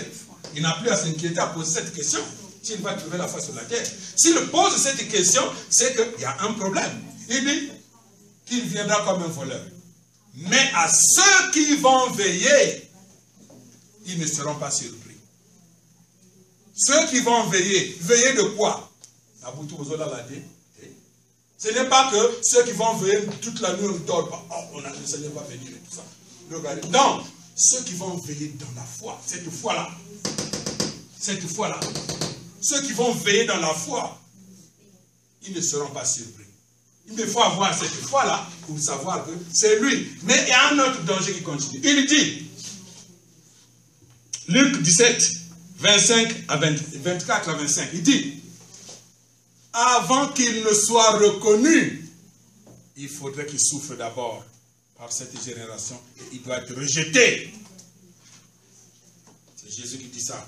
Ce ne sont pas mes paroles. Il dit, avant qu'il ne soit, quand il va revenir, il sera d'abord persécuté. Il va souffrir d'abord. Mais s'il vient au son de la trompette, vous connaissez la trompette, les musiciens là? Vous savez le son de la trompette là? Parfois, il faut mettre sourdine pour que le son soit un peu adouci. Mais ça, c'est une trompette jouée par un homme prêcheur. Mais vous savez, la trompette qui est jouée par un ange, quel bruit ça va faire? Maintenant, on dit que il viendra comme un voleur. Et il faudrait que les gens veillent à ceux qui vont veiller, c'est-à-dire ceux qui vont rester dans la foi, dans la prière. Et au son de la trompette, le Seigneur viendra. Mais cette trompette-là sera jouée où? Aux États-Unis? Ou chez moi au village là-bas? Parce que tout le monde a besoin du salut. Est-ce que c'est celui qui est au village ou bien où? Les gens disent que non, vous savez, Dieu il est tellement puissant qu'il va trouver des conditions. Attention, réfléchissons, ayant des cerveaux, réfléchissons. Dieu nous a créés, il nous a donné seulement à nous, à l'homme, qu'il a donné la créativité. Ça veut dire que l'intelligence de Dieu, son cerveau, il a donné ça à l'homme. Il dit, continuez à créer ce que j'ai commencé. Il n'a pas donné ça aux singes, ni aux anges. Donc ici, là, il dit qu'il faudrait qu'il souffre d'abord. Luc 17, 24, 22. Et il y a beaucoup de versets ici qui disent un danger. Le verset là, je vais donner ça et quelqu'un va fuir. Luc 17, c'est quoi? 24, 25. Et ici, Apocalypse 3, 12. Ce sont les choses des derniers jours. Dans les derniers jours. On a dit que dans les derniers jours, il y aura une nouvelle parole. Et cette parole, ça va venir avec l'homme qui vient. Et ici, il dit quoi? Quelqu'un l'a dit? Ça, il faut dire ça. Quelqu'un l'a dit? Cette parole-là. Il dit, je ne sais pas si j'interprète. Il dit, dans les derniers jours, vous allez découvrir le nouveau nom de mon Père. Je vais vous donner le nom de mon Père. Un nom nouveau. Et le nom nouveau de la nouvelle Jérusalem. Et ensuite, je vais vous donner mon nom nouveau, que personne ne connaît encore. Donc, c'est diarrhée. Vous aurez la diarrhée, certains ou d'autres qui auront la constipation. Parce que le Seigneur viendra, il n'aura pas le même nom. C'est ce qui est dit. L'Apocalypse sont les choses des derniers jours. Nous vivons le temps privilégié. Ouvrant les yeux, ouvrant les oreilles. La famille que Dieu a perdue veut récupérer ça. Mais puisqu'il va venir, d'abord, il vient avec cette nouvelle parole. La nouvelle parole là, on appelle ça la nouvelle expression de la vérité. Ce n'est pas que cette parole a changé. Tout ça là, ça nous enseigne la même chose. Ça nous enseigne l'amour de Dieu. Dieu est amour. Il veut ramener ses enfants vers lui. C'est de l'amour. Quand votre enfant est petit, vous avez une façon de lui parler. Quand l'enfant grandit, vous changez la façon de lui parler. Quand il grandit, vous changez. Jusqu'à ce qu'il devienne un homme, vous lui parlez comme un homme. Paul a dit ça. Quand j'étais enfant, je parlais comme un enfant. Quand je grandissais, j'ai changé la façon d'enfant de parler. Donc ici, vous savez que le Seigneur, Dieu, notre Père, parents célestes, depuis la chute d'Adam et Ève, ont trouvé des moyens, mais c'est tout juste le même cœur. Ils ont trouvé le moyen comment ramener l'homme vers lui et comment lui parler. Chaque fois il parle, il change de façon, il change de formule. Mais c'est le même Dieu, c'est la même parole, c'est le même amour. Nous étions à l'école primaire, on a posé la question. Il y a des gens qui sont forts en mathématiques ici.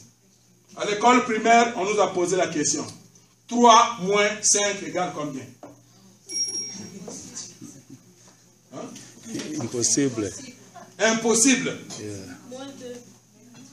Non, ça c'est à l'université. À l'école primaire, c'est impossible. Maintenant, aujourd'hui, quand on est devenu grand, on dit 5 et 3 moins 5, on dit égal à moins 2. Mais à l'époque, on ne peut pas soustraire vraiment 5 de 3. On doit trouver ça où? Vous voyez ça? Donc, ça c'est la même chose. Donc, le niveau de l'état spirituel et le niveau intellectuel de cet homme-là était trop bas. Donc, Dieu avait trouvé un moyen par rapport à son état. Plus ça progresse, plus Dieu change. Plus ça progresse, plus Dieu change. Mais c'est la même parole. Mais, une image triste, c'est qu'il y a encore beaucoup de gens, même à cette époque-là, qui vivent ici, qui ont encore le cerveau qui est ici. L'intelligence. J'ai discuté avec un frère. Je lui ai dit que non, c'était pas bien que Salomon ait beaucoup de femmes. Il a dit non, mais c'est un prophète. Les prophètes ne font pas de péché, les prophètes ne pêchent pas. Les prophètes, ce sont les hommes que Dieu utilise, donc ils ne pêchent pas. J'ai dit non, 1000 femmes. Et j'ai dit même en tant qu'être normal comme ça, 1000 femmes, tu vas aller où? Il dit non, mais Dieu va lui donner la puissance. Comment on va utiliser toutes ces femmes-là?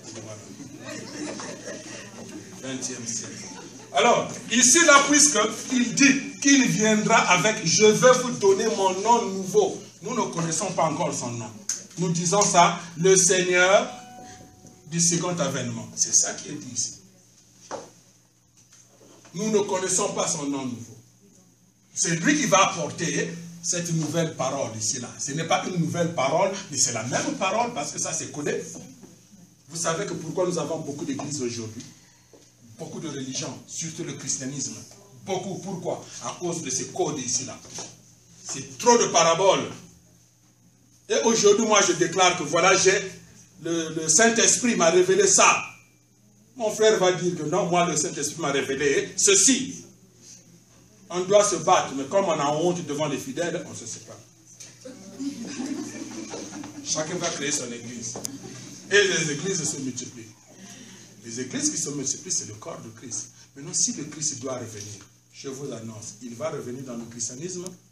La question qu'on lui avait posée, s'il va revenir dans le judaïsme, il a dit non. La Bible est là, il a donné l'exemple. Est-ce qu'il va revenir dans le christianisme avec cette division-là entre vous et moi? Il va venir, cette parole-là, comme je disais dans la première partie, que la paix mondiale ne viendra pas avec les politiciens. La paix mondiale ne viendra pas non plus avec la religion. La preuve, regardez comment les nazistes sont en train de nous couper les têtes. Regardez comment vraiment, même entre les chrétiens, je vous pose la question. Est-ce que vous pensez que les gens qu'on a tués au nom de Jésus sont contents dans le monde spirituel? Tu seras baptisé oui ou non? Tu acceptes Jésus aujourd'hui oui ou non? Tu ne veux pas? Bah, on coupe la tête. Ça fait des ressentiments. Maintenant, moi, je sais que mon grand-grand-père Envers lui avait coupé la tête au nom de Jésus. Moi, je vais accepter encore Jésus. Oui, ça. Donc, il y a beaucoup de... Donc, la religion ne va pas amener la paix. La preuve, nous les voyons. Les protestants pensent qu'ils sont supérieurs aux catholiques. Les témoins de Jéhovah pensent qu'ils sont supérieurs à je ne sais pas qui. Et les autres encore sont supérieurs. Donc, les gens se contredisent. Ça ne marche pas. Alors que nous avons la même Bible et le même Seigneur. Mais, la paix ne viendra pas. La paix va venir avec une nouvelle expression de la vérité. Cette parole-là, c'est ça qui viendra pour fixer les familles. Cette parole viendra pour fixer les familles. Parce que quiconque reçoit cette parole-là, il va commencer à être correct dans sa famille. Respecter sa femme, respecter les enfants, ramener Dieu. Normalement, le rôle de la religion, c'était de former de vraies familles. Le rôle de la religion, c'est de former des familles. Et non, de faire précipiter les enfants au mariage, vous engagez les enfants au mariage sans les préparer, sans une éducation. 2 minutes après, c'est le divorce. Comme ce que je disais auparavant, que les gens divorcent avant le mariage. On signe d'abord, ok. Bon, au cas où ça ne marche pas, signer le divorce, on signe le divorce. Donc, dès que quelque chose ne va pas, quoi, l'homme n'est pas revenu la nuit, il n'est pas revenu de la maison, à la maison alors qu'il a pris du temps au travail, on amène chez les juges. C'est quoi? Il faut divorcer, la signature est là. Il faut juste mettre. Alors, donc, la mission de la religion, c'est de ramener la famille, d'éduquer les familles, faire des vraies familles. C'est la mission de la religion. Donc, cette parole-là, qui est annoncée dans Apocalypse 10, 11, c'est cette parole-là qui va nous expliquer les codes qui sont dans la Bible. Et puis, les lois, les expliquer clairement, ces lois-là, et le temps des offrandes. Jusqu'à aujourd'hui, il y a encore des églises qui font des offrandes. Surtout chez nous, l'église catholique. Quand on fait les offrandes, je voulais être prêtre juste pour manger. Les catholiques, quand ils font les offrandes, du poisson là qui dépasse cette table-là, qu'on va donner, je dis, aïe, je vais devenir prêtre. Oui. Il faut que je mange. Parce que l'état de l'homme, beaucoup sont encore ici. Il faut progresser. Donc ici, je disais que le temps que nous vivons, c'est le temps où le Seigneur doit apparaître. Et il doit apporter cette parole. Donc c'est un temps privilégié et dangereux en même temps. Parce que beaucoup des enfants de Dieu vont tomber. De la même façon que les Juifs, les scribes, les pharisiens, beaucoup étaient tombés. Nous vivons le même temps. Jésus a dit le temps, les derniers jours, ça sera comme le temps de Noé. C'est le temps. Réfléchissons. Nos cœurs, entrons dans notre fort intérieur. Dieu, c'est un Dieu d'amour. Il n'est pas injuste. Il est juste. Donc, il ne peut pas privilégier ceci-là. C'est comme, je vais souligner un point. Beaucoup de gens disent que Dieu a déjà choisi les gens qui vont aller en enfer et d'autres qui vont aller au royaume des cieux. Que Dieu a déjà choisi. Alors que vous savez que Dieu a choisi des gens qui ont échoué même. Donc, ce qui va t'amener au ciel, c'est ta part de responsabilité. Comment tu vis la parole de Dieu, comment tu la pratiques. Même si tu es privilégié de Dieu, tu vas tomber. Yes. Même si tu es privilégié de Dieu, yes. Dieu peut te choisir. L'exemple est là. Saül, le roi Saül, c'est Dieu qui l'a choisi. Mais il dit, je regrette d'avoir choisi Saül comme roi. Je regrette parce qu'il a échoué. Mais Dieu peut ramasser des gens, des pierres, comme moi qui vous parle, je fais partie de l'une des pierres ramassées, suscitées pour parler. Sinon, ce message, ce n'était pas à moi de le donner. Il y a des grands hommes de ce monde que Dieu a préparé, les hommes puissants. À l'époque de Jésus, Dieu avait préparé une nation puissante. C'était Rome. Au second avènement, Dieu a préparé encore une autre nation. C'est là où nous sommes, aux États-Unis. Donc ça veut dire que nous avons la mission d'ouvrir les oreilles du cœur, les oreilles intérieures et beaucoup de prières. Parce que nous ne savons pas. Le temps est venu où le Seigneur doit apparaître. Et il apparaît pourquoi? Les gens disent que non, il viendra chercher son église. Écoutez, pour l'amener où? Dieu a créé l'homme sur la terre. Le royaume de Dieu doit se faire d'abord sur la terre. Et maintenant, il va chercher son église pour l'amener où? Mais l'église, c'est quoi d'abord? Ne savez-vous pas que votre corps, c'est le temple de l'Esprit Saint? Ça veut dire que l'église, ce n'est pas le bâtiment là. L'église, c'est toi et moi. Donc, vous allez voir qu'il y a beaucoup de versets bibliques qui sont ici. Même il y a certains versets bibliques que Nani Totangate, qu'on n'a jamais lu. Beaucoup. J'ai donné un verset biblique à un pasteur devant sa femme. Il a dit, prouve-moi. Je lui ai donné le verset. Il a mis la main sur le verset comme ça. Il est resté longtemps. La femme lui a demandé, est-ce que c'est vrai? Il a dit qu'il a fait la théologie, il a fait beaucoup de choses, mais il n'a jamais vu ce verset-là. J'ai dit, non, on avait caché ça. Et puis, ce n'est pas dans ma Bible, c'est dans ta Bible. Donc voilà, chers frères et sœurs, nous vivons le temps précieux, le moment privilégié, le moment où l'histoire, depuis que l'histoire de l'homme a commencé, c'est le moment le plus important de toute l'histoire. Nous vivons à une époque unique et spéciale. Une époque privilégiée. Depuis le commencement de l'histoire, depuis le temps d'Adam et Ève, cette fois-ci nous sommes ici. Si ça raté, ça ne va pas rater. Le Seigneur doit venir pour fixer la famille, amener la paix dans le monde. Et vous avez, nous avons la responsabilité de travailler, d'aider le Seigneur. Parce que le Christ est venu, les gens qu'on avait préparés ont échoué. Il est obligé de prendre les gens qui n'avaient pas de fondements spirituels. Il y en a d'autres même qui étaient fatigués. Jésus parle là, il gratte la tête. Il dit, mais parle-nous du Père et ça nous suffit. C'est dans la Bible. Parce qu'ils sont fatigués, il a trop parlé. Parle-nous du Père et cela nous suffit. Jésus dit, Philippe, depuis que nous sommes ensemble, tu ne m'as jamais connu. Ça c'est un. Deuxièmement, Jésus est dans la foule. Il dit, quelqu'un m'a touché. Quelqu'un m'a touché. Tu vois ce que Pierre a dit. Pierre, il a dit petit. Oh, ça, toi, tu exagères aussi. Il dit, toute cette foule-là te dit, quelqu'un t'a touché. C'est pour dire que, quelle était leur image de Jésus? Quelle image qu'ils avaient sur lui? Ce n'était pas comme nous le voyons maintenant que Jésus, c'est le Fils de Dieu. C'est Dieu sur terre, il est puissant. Mais à cette époque-là, comment on le voyait? Pierre même, qui est vraiment, en tout cas, comment on appelle ça? Qui était le leader des disciples, il dit, tout ce monde-là, toi tu vas dire ça à ton maître? Tu vas dire ça même à mon patron seulement? Un Indien, je ne vais pas lui dire ça. Je ne vais pas lui dire ça, que toi aussi j'exagère. Mais toute cette foule-là, tu dis que quelqu'un t'a touché. Mais lui, il sait que quelqu'un l'a touché. Vous avez vu l'image d'hier, l'image d'aujourd'hui. Et ensuite, à cette époque-là, qui connaissait la volonté de Dieu mieux que Jésus? C'est lui-même. Donc, nous vivons le temps privilégié comme nous le disons. Le temps que nous vivons, c'est un temps qu'on n'a jamais connu. Nous vivons les derniers jours. Beaucoup de gens prêchent sur les derniers jours, mais ne savent même pas c'est quoi. Comment ça va se passer. Beaucoup ne savent pas comment ça va se passer. Les derniers jours de quoi? Et après les derniers jours, il y aura quoi? C'est quoi?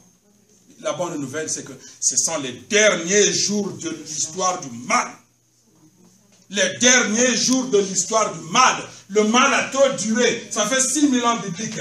Donc, ce sont les derniers jours de l'histoire du mal.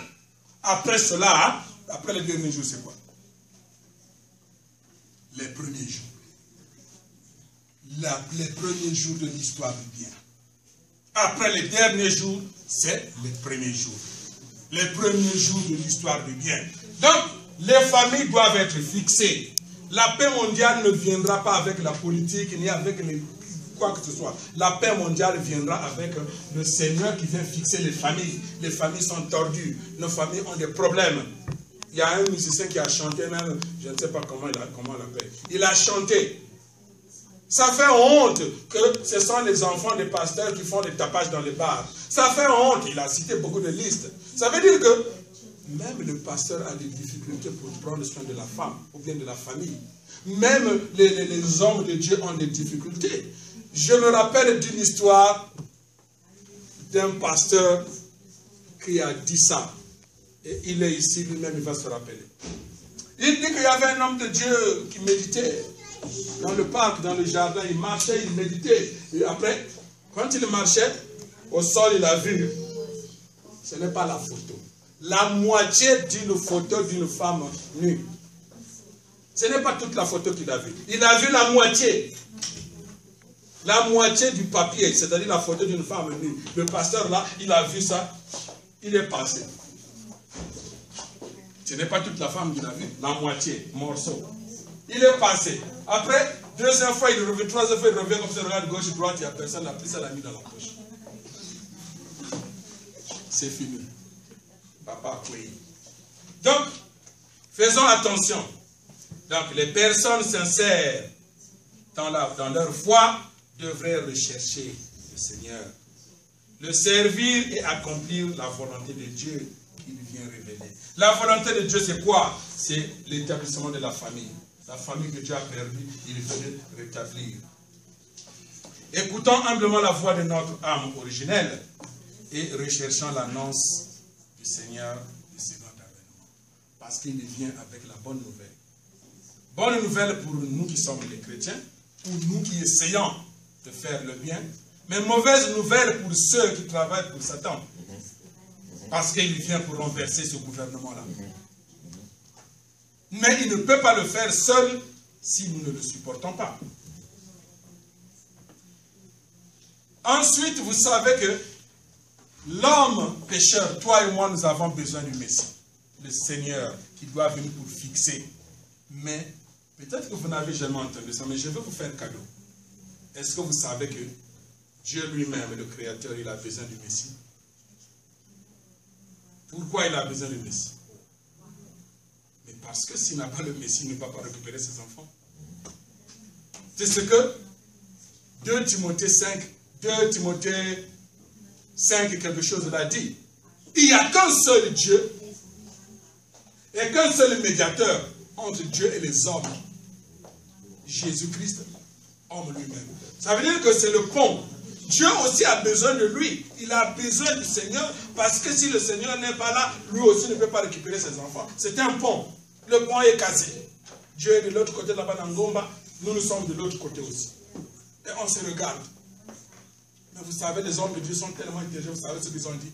Non, Dieu il est tellement grand, très puissant. Donc il faudrait qu'il soit là-bas. Et nous sommes des pécheurs, on doit être ici. C'est une triste nouvelle. On ne peut pas annoncer ça.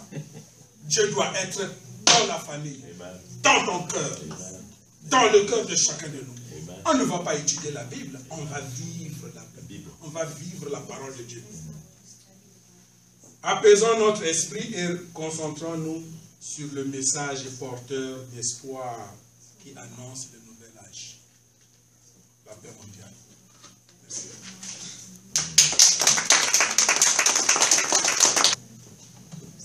Et maintenant que vous avez entendu tout cela, nous allons avoir une petite période de questions et de réponses.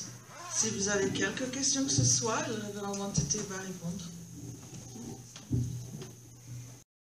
My name is Michael Hendrick, also a pastor here at the Colorado Family Church, and I'm really honored to have each and every one of you to come here and be in our building, in our church, and I really hope that all of you gained something really meaningful and valuable from today's presentation by Reverend Wantété.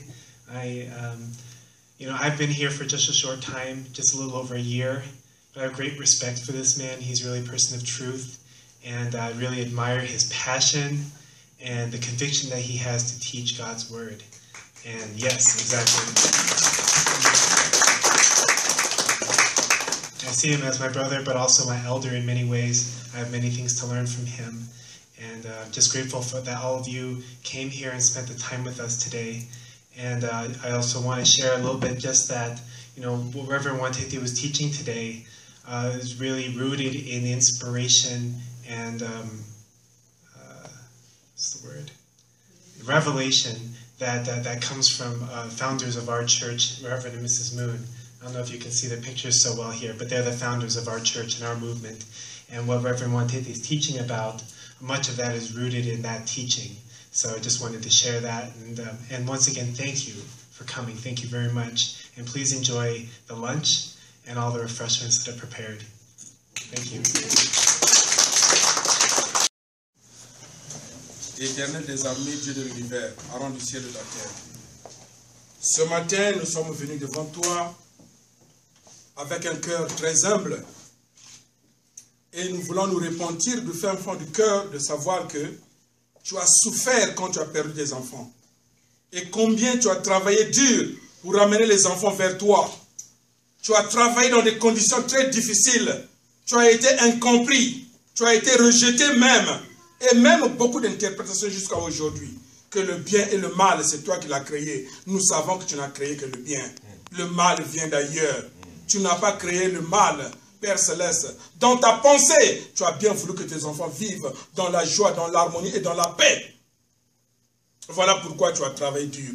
Tu as créé l'homme à ton image et à ta ressemblance pour que l'homme puisse te servir.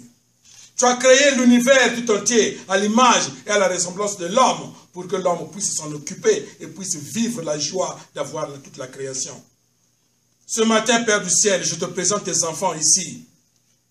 Ils viennent de loin. Ils ont abandonné leurs activités. Ils ont abandonné, Père Céleste, beaucoup de choses qu'ils faisaient pour venir juste écouter cette parole. Nous savons, Père, que tu peux te réjouir parfois. Il y a des enfants sur la terre qui sont responsables. D'autres ne le sont pas. Mais tu es un parent d'amour.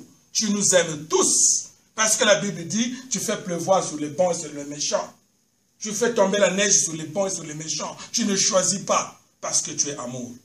Ce matin, Père du ciel, je prie que tes enfants, chacun a reçu quelque chose pour changer la façon de voir le monde, pour changer la façon de voir la vie, et pour changer, Père Céleste, la surface de la terre. Parce que, Père, ce qui se passe, ce n'est pas ce que tu veux, ce n'est pas ce que tu voulais, et ce n'est même pas ce que nous voulons nous-mêmes. Mais ce matin, Père du ciel, tu nous as parlé. Et laisse que, Père Céleste, cette parole ne tombe pas sur les pierres, que cette parole tombe sur le bon sol. Père, ça te fait mal de voir les enfants que tu utilises, les hommes de Dieu qui se rejettent, les familles qui se brisent, les enfants qui s'entretuent. Cela, tu n'aimes pas ça. Parce que cela répète quand Caïn a tué Abel. Cela t'a fait mal et ça se répète encore aujourd'hui dans chaque nation. Combien tu souffres. Mais Père du ciel, donne-nous l'opportunité encore. Tu peux compter sur nous. Nous allons te donner de la joie. Nous allons amener la paix. Nous allons parler de toi partout. Nous allons témoigner. Nous allons annoncer la bonne nouvelle à l'humanité tout entière. Nous allons parler de toi. Nous allons annoncer combien tu es amour, combien tu nous aimes, combien tu es toujours sur la ligne de front, combien tu n'as pas abandonné l'homme. Tu n'as pas abandonné, mais seulement tu cherches comment le ramener vers toi. Merci Père du ciel. Tu connais les difficultés dans les familles. Beaucoup de familles sont en déchirure, Père Céleste. Beaucoup de familles sont attristées. Beaucoup de tes enfants qui veulent annoncer la parole, mais ils ont le cœur douloureux. Certains sont malades, d'autres encore n'ont pas d'argent, des problèmes de finances, des problèmes de société, les mariages qui se divisent, Père Céleste. Les familles qui se brisent, ce n'est pas ça que tu as voulu. Père, nous te prions du fin fond du cœur que tu puisses accepter, Père Céleste. Chacun de tes enfants ici présents a une prière dans son cœur. D'autres encore, Père Céleste, ne peuvent pas le dire. Mais ils sont en train de souffrir dans leur cœur. Ils sont en train de transpirer dans leur cœur, Père du ciel. Révèle-toi, manifeste-toi. Père, nous ne voulons pas que l'ennemi dise, où est leur Dieu? Père, s'il te plaît, manifeste-toi. Fais-toi connaître. De la façon, Père Céleste, que Joseph s'est fait connaître à ses frères. Fais-toi connaître à tes enfants, Père Céleste. Révèle-toi.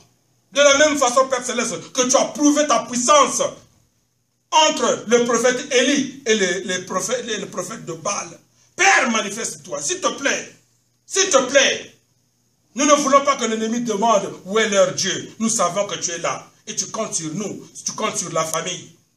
Laisse que, Père Céleste, que ce matin, que ce jour soit un jour historique. Que ce moment soit un moment historique. Que les familles soient rétablies. Que le message touche les familles. Les perturbations, les secousses. Nous vivons les derniers jours. C'est ce que Jésus dit dans les derniers jours. Les enfants en contradiction avec les parents. Les parents en contradiction avec les enfants. Mais Père, quand la maladie commence à sortir, à se manifester, ça veut dire que la solution est là. Regarde, Père Céleste, combien des gens cachés commencent à sortir. Ça veut dire que la maladie commence à sortir. La solution est là. La paix mondiale sera établie. Accepte, Père Céleste. Nous savons qu'il y a des enfants qui travaillent pour ta cause.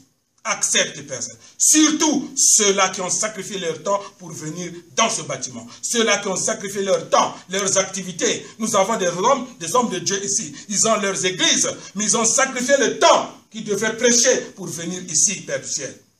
Merci. Bénis-les, Père Céleste. Et aussi, accepte leur chemin de retour. Chacun de nous est venu ici pour apporter quelque chose. Tu nous aimes tous. L'amour que tu as pour chacun de nous est à 100%.